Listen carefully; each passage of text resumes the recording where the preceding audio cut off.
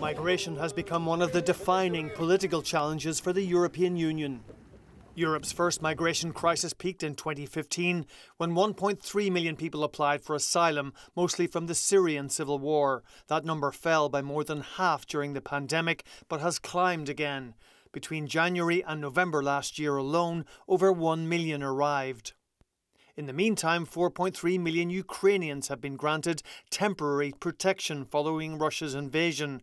They're counted separately to the asylum applications. Across Europe, the migration issue is fueling unprecedented support for the far right. They've won elections in Italy and the Netherlands and arguably Hungary, and are in a confidence and supply agreement with the Swedish government. They are leading the polls in France, Belgium and Austria, and in Germany the AfD are in second place. We are overwhelmed. We are flooded by migration and asylum seekers.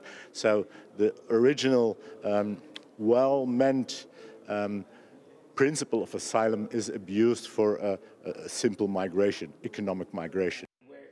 Whether countries are flooded or not, taking a radical position is now no longer the preserve of the far right.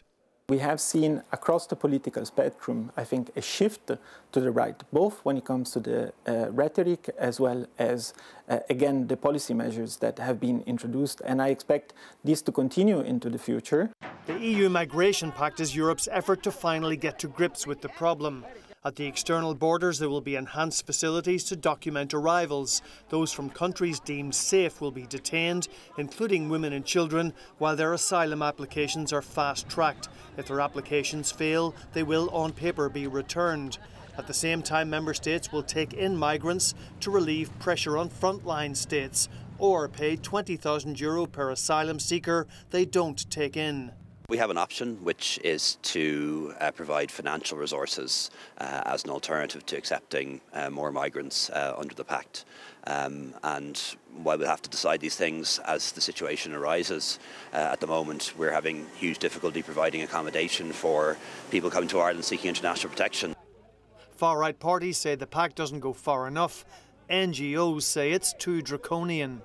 There's a reduction in procedural rights, so the right to an appeal is reduced and people may even be deported before the appeal is heard. At the moment, it's the case that most people arriving in Europe do actually have protection needs, even though we often hear the opposite from politicians.